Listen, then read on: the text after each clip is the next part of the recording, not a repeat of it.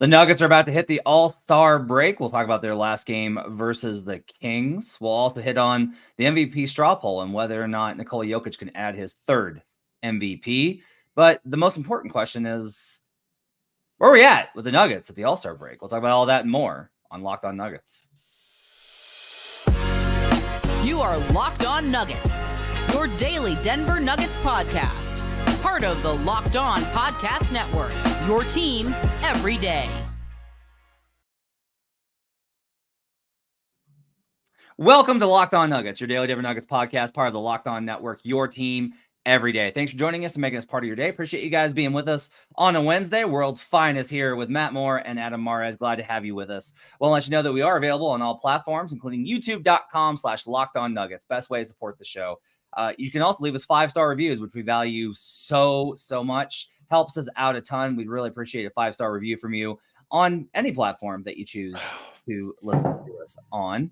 Adam Mares is why are you what's up? I forgot my signs.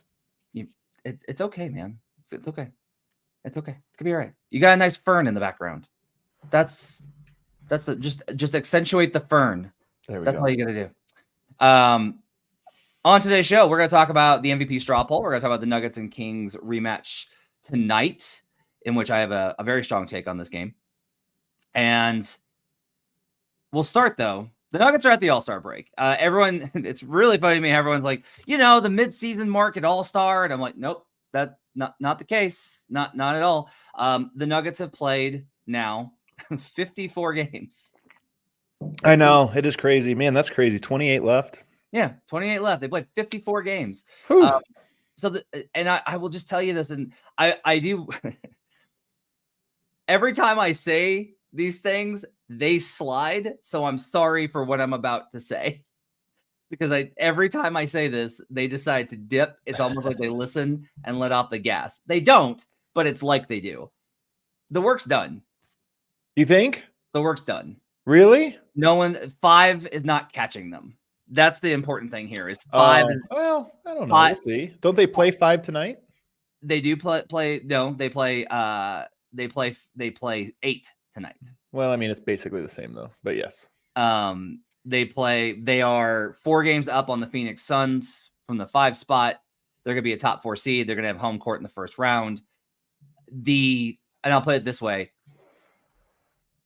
Randomness and variance and injuries, luck is going to determine a lot of what happens in the 1 through 4.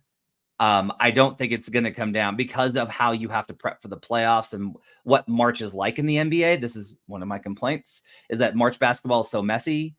The teams with a tough schedule could face teams that have given up on their season or decide not to compete that night. The teams with a really easy schedule could face teams that are suddenly surging for no apparent reason. So, the hard work is done. But I will ask you this. As we head into the All-Star break, what have we learned about the Nuggets? What's the most important thing that you think we can take away from this Nuggets season so far?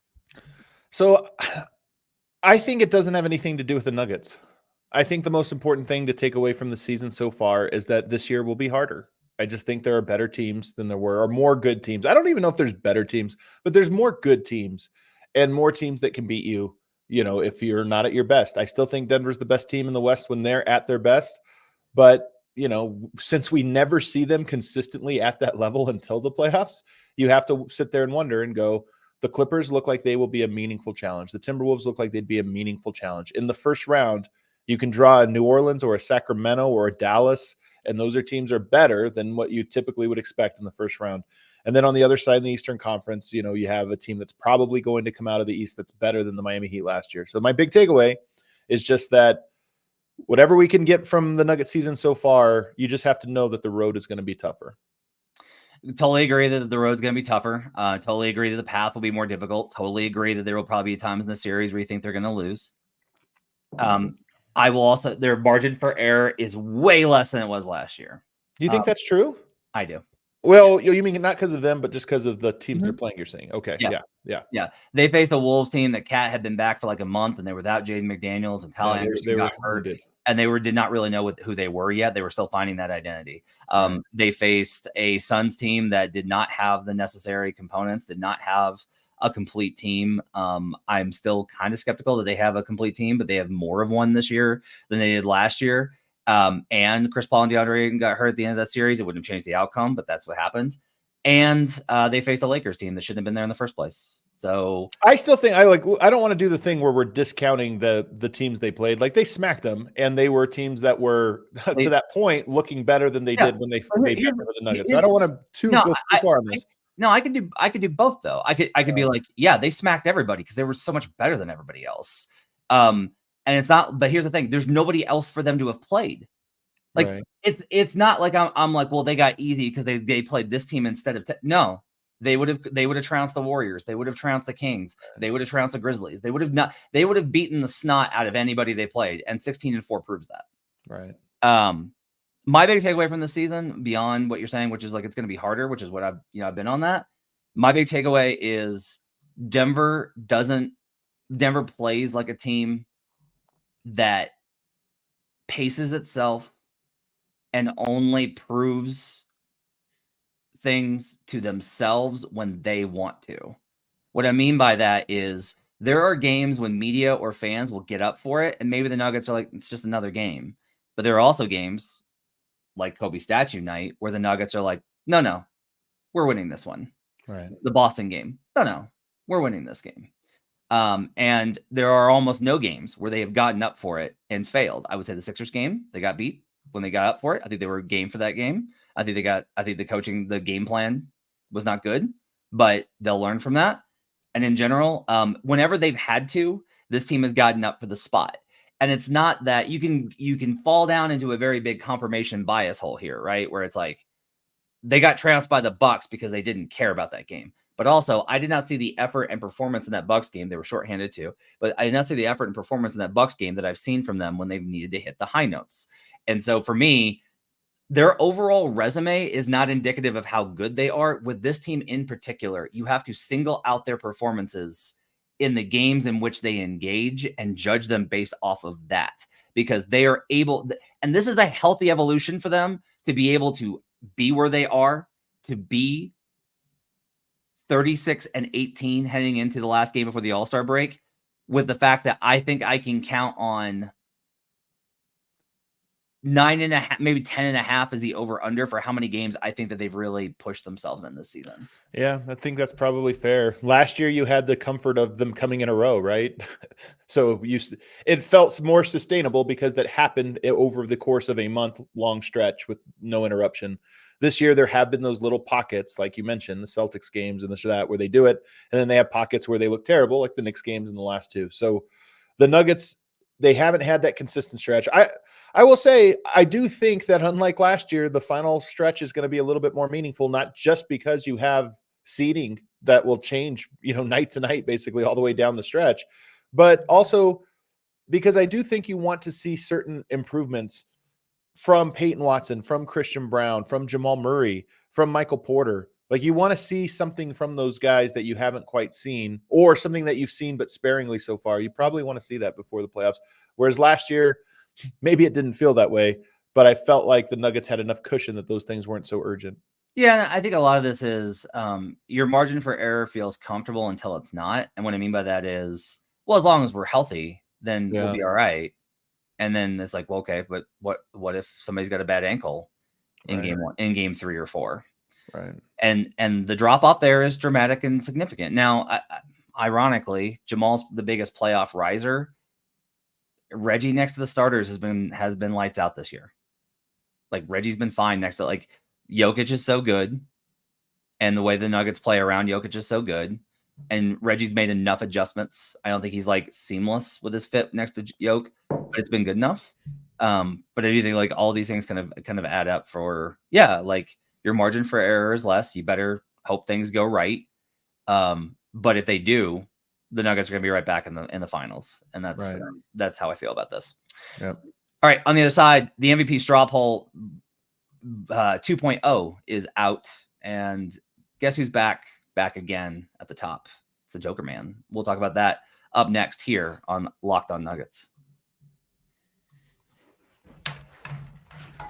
Let's talk about Hungry Root. Okay, so the days are officially getting longer, and there's a little bit more daylight, which that means you want more time to be able to go out and enjoy it. I was looking at this with my kiddo yesterday. We're gonna have 6 o'clock by the end of the month for when the sun goes down, and 7 by the middle of March. It accelerates very quickly. You're gonna have all this time back that you haven't had throughout the winter, and you know the best thing to do there is save time and money on your meals so you can enjoy the beautiful Colorado spring and that Christmas that you'll get around dusk.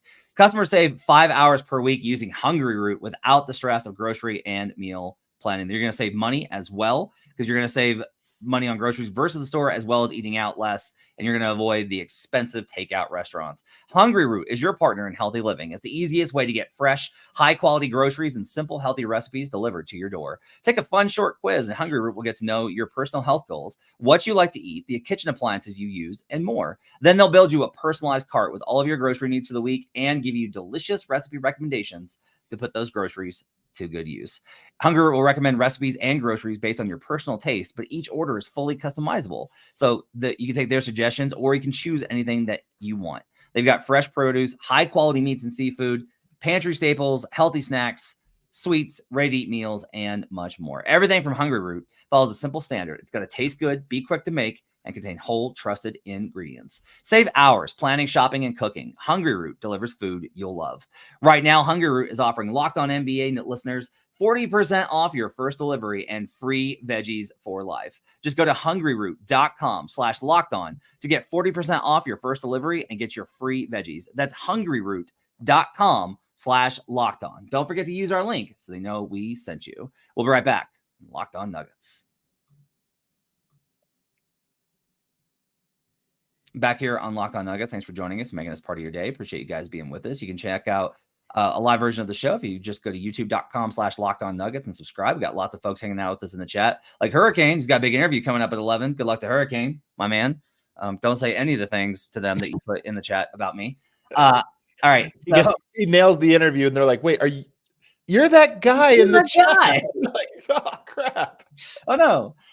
Tim Bontemps Straw Poll 2.0 came out yesterday. Nikola Jokic does lead the pack for MVP with the unfortunate injury for Joel Embiid, which will make him ineligible. SGA is second. The vote totals: Jokic gets 69 of the total first place votes. Nice. Second, he got 25 votes. Third place, he got 3. Sure. Fourth place, 3 votes. Shai Gilgeous-Alexander is second. He got 24 first place votes and 54 second place votes. One person did not vote for Shai Gilgeous-Alexander at all. I would like to speak with this person and ask them some questions. Giannis is in third. He's got 391 points total to Jokic's 889. This is a 2-man race to close out here. Do you really think that? Yes, yes. I don't.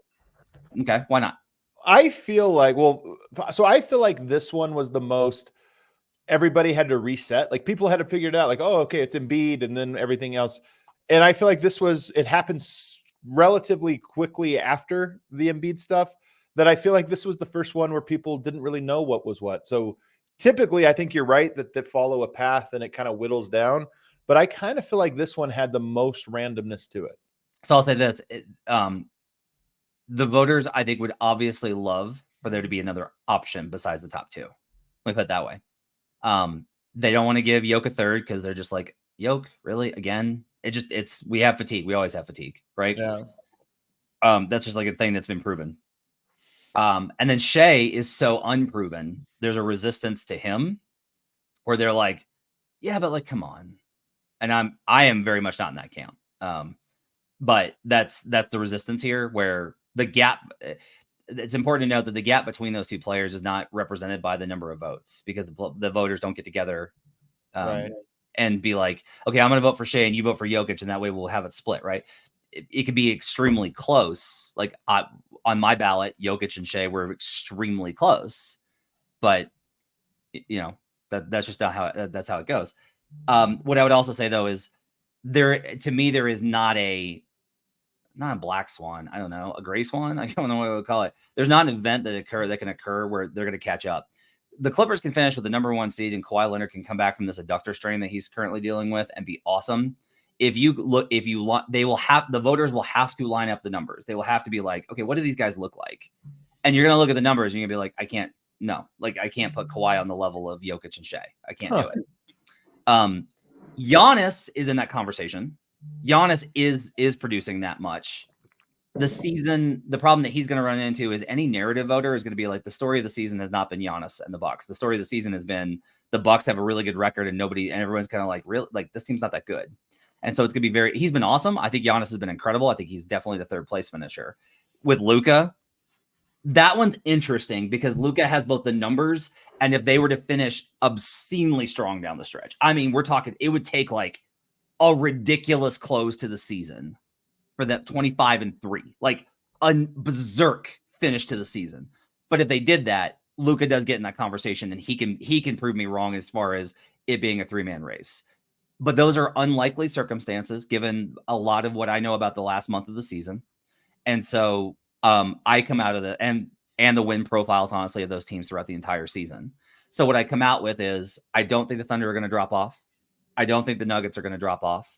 I don't think those teams are going to catch up. Kawhi Leonard doesn't have the numbers. Jalen Brunson doesn't have the numbers. It's going to wind up being Jokic versus Shea. Do you feel, because you're somebody that's in this MVP conversation world quite a bit, do you feel like this straw poll has had by far the least splash of any of the straw polls over the last several years? Yeah. This specific one. Yeah. I do too. People are really, this is the thing, is like people are just like, I'll be honest, like I do. This is not like they're gonna be like, well, you're a Nuggets homer. No, I'm like, again, not a Nuggets fan. I'm just telling you, this is a Philadelphia problem. Philadelphia ruined this for everyone. Like, this is supposed to be like, who's the best player in the world, and like who's the most impactful, and who deserves to be recognized. It's a great take. And then I don't know if it's true, but I'm with it. And then like Philadelphia fans just decided that we're gonna ruin this for everyone. Because you know what? Let's run with this, Nuggets fans. I love this take. Like, man, sure got less toxic once Philadelphia was removed. Well, and that's the thing, though, is everyone. But there's also another effect, which is that no one wants to talk about it anymore. After last year, no one wants to talk about MVP. Yeah, that's how nasty they made it. Yeah, they're like, well, Jokic fans. No, I want to hear it. Like, look at the conversation side again. I've seen some really dramatic MVP seasons. There's been some amazing ones in which I voted in one of the best I think that there's ever been, 2017. I have never seen a campaign just against a guy. Just like, okay, we can all agree that MVP is a tough thing to decide, but not this guy. I've never seen it. And that honestly, that turned a lot of people off because I just think everybody was like, I don't want to be involved in this anymore. You know, if you're media after last year, like Jokic is leading in the MVP straw poll, but like I think everybody's like, yeah, I guess it's Jokic. I don't really want to say that because I don't want to deal with the ramifications of it because of how they frame the conversation. It is funny, man. This straw poll dropped yesterday and it's already buried on ESPN. Like it's already well below the fold if you go on ESPN.com. So and that tells me like they'll keep the things on top when they're performing well. Like, hey, this is our big story. And in every straw poll, they do 3 a year. Every straw poll for the last several years, that's been a week's worth of content. It's like it comes out on a Monday, and that gives you your shows from Monday, Tuesday, Wednesday on ESPN. It just feels like people have moved on from this conversation. And I do wonder. I think you might be right. This is a classic NBA problem, Matt. They hit that short-term bump of like, wow, we really created a controversy here. But the long-term ramification is everyone likes it less. Yes. It's a small little bump and a huge dive. And look, like we had the conversation and it was like the analytics leaning folks, the analysts were very much like in Yoke's corner for years because they were like, look at what this guy does. Like, look at the production, the impact, look at how good they are when he plays. And then you had Embiid who goes on Instagram and clowns on Andre Drummond and does all this stuff and does all these interviews about how much he doesn't want to win MVP, but and like there was stuff to do there. You can't go on First Take and no one knows Shea. Yeah. Malik says Shea has never won a playoff series. Are we really giving him MVP? It's a regular season award, but it feels like Shea needs to wait his turn like everyone else. Malik, that's insane. Okay. Last year, I was talking about how stupid it was, the idea that Jokic can't win a third MVP because he'd never won a championship. Because he never won a championship. when they had a very real chance to win a championship last year. If you're going to use the playoff argument, Shea has a very good chance of winning in the first round. Doesn't mean it'll happen. They're very inexperienced. But like this Thunder team is not just like a rollover. This Thunder team's really good. Also, here's the thing that we can't do that we just talked about. This regular season no longer mattering because all that matters is the playoffs. So if we're going to make these regular season awards actually dependent on the playoffs, like what are we doing with the regular? We just should simulate the regular season every year. Mm-hmm. Just avoid ourselves the trouble. Simulate the MVP, simulate the games, because it doesn't matter and nothing matters.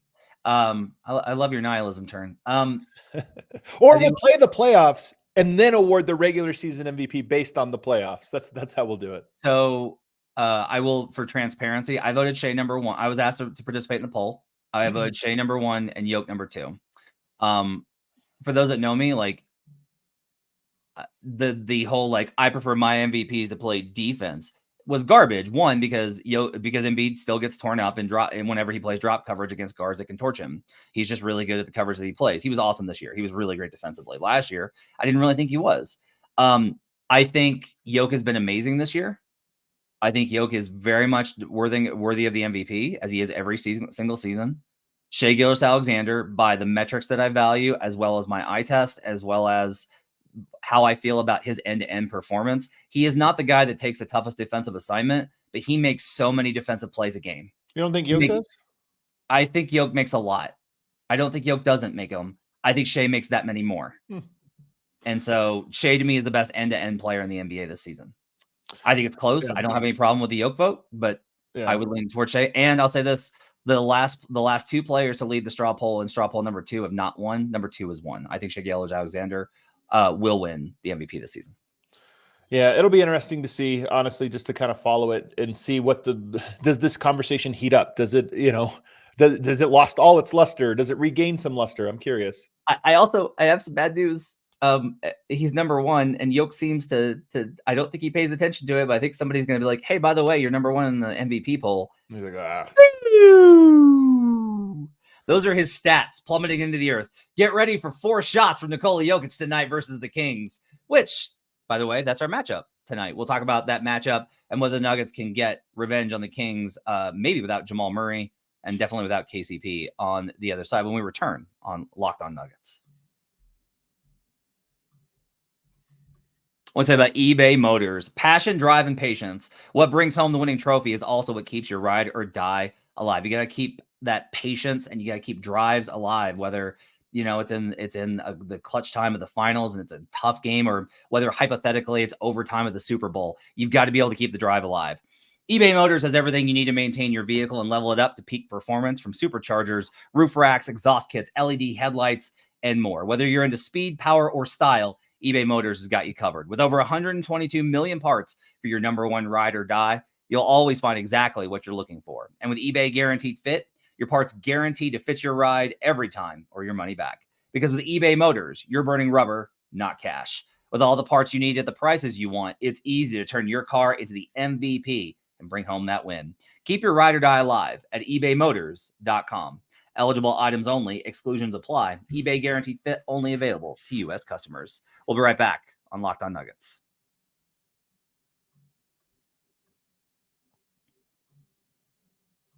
Back here on Locked On Nuggets. Thanks for joining us and making us part of your day on a Wednesday. World's finest coming at you. Swipe will be with you tomorrow on Thursday. I'm at AllStar this weekend, so I will try and catch Yoke at AllStar availability, and then I'll talk about the vibe that Yoke carries on Friday for the show.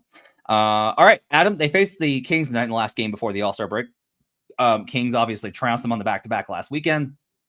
Jamal is listed as questionable for this game with tibia. Oh, crap. It's hate that injury. Scary one. Bilateral tibia inflammation. Okay.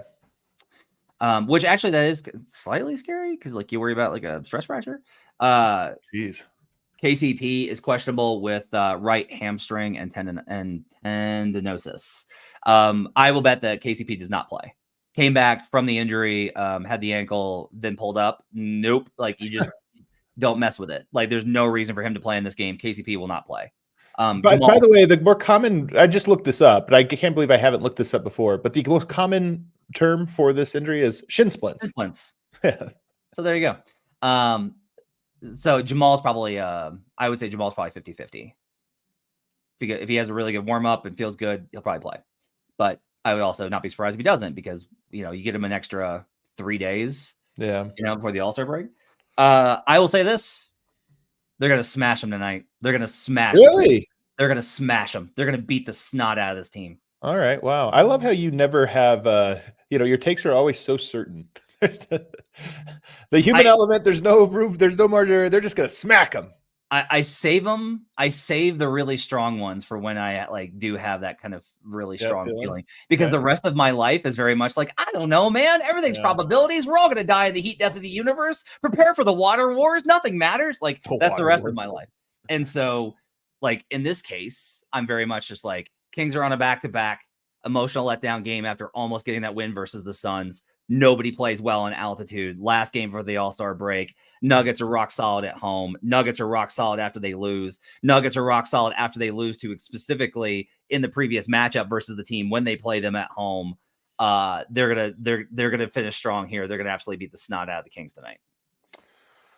Man, that feels bold to me. I don't know if I necessarily feel that confident in tonight's game. I think it's going to be a slog. Denver just being shorthanded, and they don't look like a team to me, at least in the last 2 games, that had that gear in them. They look like a team that needs this break and needs to survive. So can they win? Yes, but it would feel to me more like a survival win. What I think for tonight that's most interesting to me, if you don't get Jamal and you don't get KCP, that's your starting backcourt. It's easy to replace the Jamal. You're just going to go with Reggie Jackson. Michael Malone has been going to Justin Holiday here, and I would hate that if that happened tonight for this reason. If there is anything good that can come out of a game where you don't have your starting backcourt, what can you get outside of just a win? I would love to see what Christian Brown and Peyton Watson look like against De'Aaron Fox. That's a very tough matchup. Yeah. And when you get to the playoffs, who, by the way, you might end up playing the Sacramento Kings in the first round. It's very good chance that you draw them. Wouldn't you like to know if those guys are capable of it? I mean, you're not going to play Justin Holiday. So I know the idea of we want to keep the bench the same, although why would you want to keep the bench the same? It's not like it's gating traction. But I would love to see, all right, give me a lot of Christian Brown on De'Aaron Fox, a lot of Peyton Watson, because even if they get torched tonight and it costs you a win, I think it would be a good experience for them, a good test for them, and you probably learn something about what that would look like and where your weaknesses are. Yeah, I agree. I think it's better to I would love to have a game where you put Christian in the starting lineup and you go the opposite way of, instead of peeling back on your trust in him, be like, well, we're going to give you this opportunity, kid. Yeah, go take it. Right. I think that there's probably a role for Justin Holiday in certain series in the playoff, depending on who they face and how things are going. But it never needs to be your default. It needs to be like a game 3. Hey, let's get Holiday some minutes here. Holiday hasn't played well lately. Totally understand that that's been the case. He played well early. Numbers have been fine in terms of the on-offs with him this season. But I totally agree with you that it's better to give Peyton Watson, and I think especially CB, an opportunity in this kind of matchup. You're going to need those guys. Like, you play Phoenix. There's so many players that need defended that you're going to need those guys for heavy minutes. There are series out there where those guys are going to be needed. And so I just would like to give them a stress test. Say, hey, it's 30 minutes tonight for both of you. And you're guarding De'Aaron Fox and Malik Monk and guys who are really hard to guard. Yeah, that's actually the other thing is, I actually think you can survive Fox. You need to make sure you don't let Malik Monk have a huge game. Malik is he will have stretches where he puts up these he puts these stretches where he makes big play after big play offensively. It's like massive 3 driving bucket, cutting dunk. He's their Michael Porter, in that we always say when Michael Porter has a Porter quarter, the Nuggets usually win that quarter by 10. That's Malik Monk. When he has a big quarter, usually the Kings won the quarter by a lot. Yeah, 100%. By the way, I have a can I jump out of the Kings talk for one more take? All right, so I'm watching this thing about a football game that was played on Sunday, and this individual decided to say that the other quarterback was a, quote, regular quarterback. And we're going to show that he's a regular quarterback. And the other team did not hear this, so it didn't really impact things. I also watched this thing it was a clip from Kevin Garnett's rookie year, and he was playing Michael Jordan. And I can't remember who the guy that was like their main scorer, but he was playing well and they were beating the Bulls, and KG decided to talk to him. And the veteran's like, no. And then KG's like, no, I don't care. KG's like, I doubled down. And then all of a sudden he's like, I felt it. And like Mike starts doing that. He put his hands on his hips, like all those photos of Jordan, like leaning over, legs locked like he used to. And then Jordan scored 18 in the fourth quarter and they blew them out by 20. There was a 2-point game and it went to 25. My point here is that with these great teams and these great players, I will tell you that if you want one of the reasons that you should have confidence despite all this malaise and all these questions about they're not as good as last year, this didn't happen last year. There will come a point in these playoffs when some team decides that they're going to run down Yoke. Some team down. They're going to talk trash. Ooh, you think so? Yeah. They're going to say something in the media and on the court, and they're going to poke the bear like Marcus Morris did in the Clipper series. Nobody poked the bear last year. And a lot of that has to do with, I think Phoenix would have, but they weren't up. And Phoenix is a team that pokes the bear when they're leading. The Wolves were not going to do that. They understood how tough it is. I think they're pretty well established. And I actually kind of credit the Lakers because like LeBron, I think was very much like, nope, that's not how we operate. Like, do not do that. One of the teams that they face this year will poke the bear, and then they'll get the claws. I'd love to see Yoke's response to it. I mean, he seems to be able to handle those, but it'd be fun to see a moment in the playoffs. I'm like, have we had that? Have we had one of those in the playoffs? I mean, I guess Dwight Howard kind of poked the bear. It just goes back to the bubble and Marcus Morris. That's it. It's when Marcus was getting in Paul Millsap's face. Yeah, but that was like more on Millsap than it was on Yoke. But you're right. It was. But the Nuggets have talked about that. Like that was like a moment. Like, and I think there was a thing of like Paul. Like, you're messing with Paul. Like of all people, like the number, like total pro does everything the right way, and you're gonna run down Paul. And when Millsap stepped up to him, it was huge. So whether it's the Warriors or whoever else, like there will come that moment. I'm like firing off the predictions today. Just like get them off, man. Get them off. I got another one. Nuggets are not going to finish top 2. How about that? All right. Well, you're like, I don't like that one as much. Yeah. Like, I don't like that one as much. All right, it's going to do it for Locked On Nuggets. Thanks for joining us. Appreciate you guys being with us. Make sure to check out the show tomorrow with Swipa. You can catch the recap of the Kings game. I'll be with you on Friday, talk about all things from All-Star Weekend. I appreciate you guys being with us. Adam and I'll be with you on Sunday night after the All-Star game, getting you set for next week. Have yourselves an awesome week, and we'll see you guys again next time on Locked On Nuggets.